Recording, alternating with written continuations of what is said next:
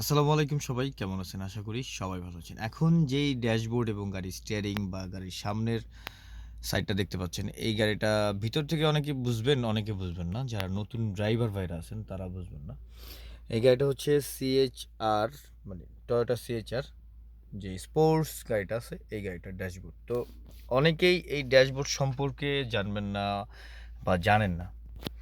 এই গাড়িগুলোতে যেহেতু হাইব্রিড গাড়ি, এই গাড়িগুলোতে অনেক ধরনের মেকানিজম আছে, অনেক ধরনের কাজ আছে যেটা সচরাচর নতুন ড্রাইভার ভাইরা বুঝবেন না। তো আজকে এই ভিডিওটা করার কারণটা হচ্ছে আপনাদেরকে কিছু শেখানোর জন্য।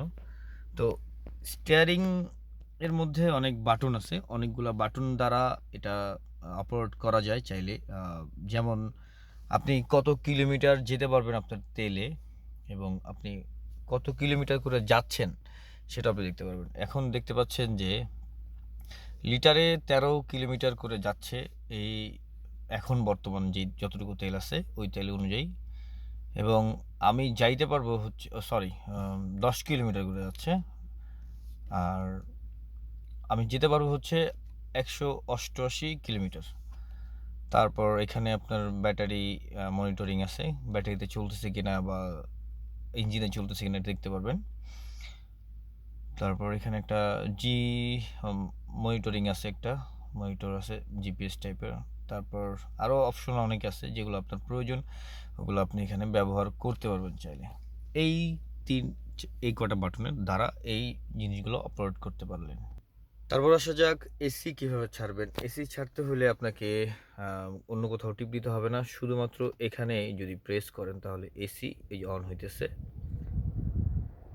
আমি একটু চুপ থাকলে হয়তো বাতাসের শব্দটা বুঝতে পারবেন।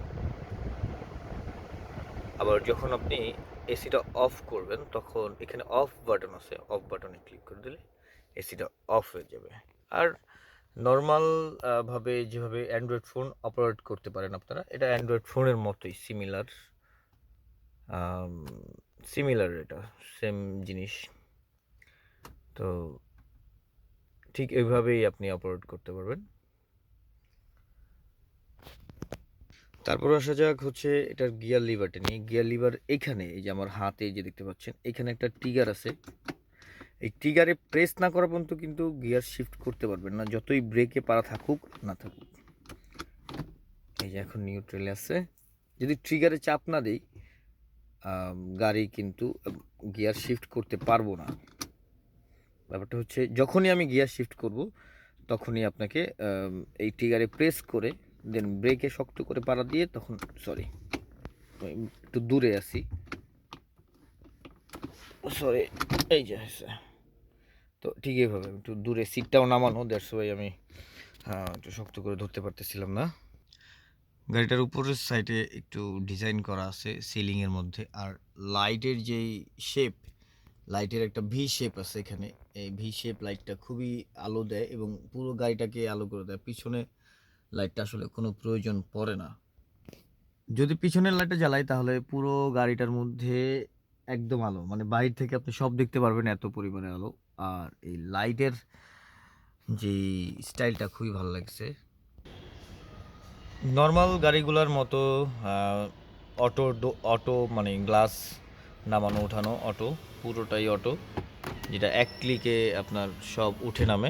কিন্তু লুকিং গ্লাস অ্যাডজাস্টিংয়ের জন্য এইটা ব্যবহার করা হয়েছে। এটাকে প্রথমে লুকিং গ্লাস যখন অ্যাডজাস্ট করবেন প্রথমে এটা ডানে মোড় দিয়ে তারপর এভাবে কন্ট্রোলের মতো নাড়াচাড়া করতে হবে, তবে আবার যখন বামে অ্যাডজাস্ট করবেন তখন আবার বামে নিয়ে নাড়াচাড়া করতে হবে, তখন এটা আপনার লুকিং গ্লাস অ্যাডজাস্ট করতে পারবেন।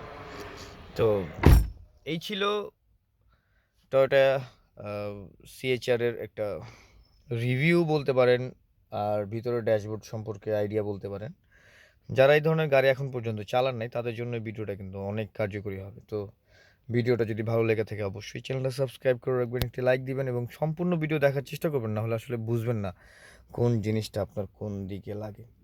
তো আরেকটা জিনিস আপনি খেয়াল করতে ভুলে গেছি, এখানে আপনি যখন এইখানে দুইটা বাটন আছে, এই বাটনগুলা আপনি তখনই কাজ করতে পারবেন যখন এটার ইভি মুড, মানে হচ্ছে আপনার হাইড্রোলিক ব্যাটারি যখন চার্জ থাকে, অনেক চার্জ থাকে, তখন আপনি এই মুডটা দিলে তেল কম খাবে এবং পার্কিং যেই অপশনটা, পার্কিং করতে গেলে তখন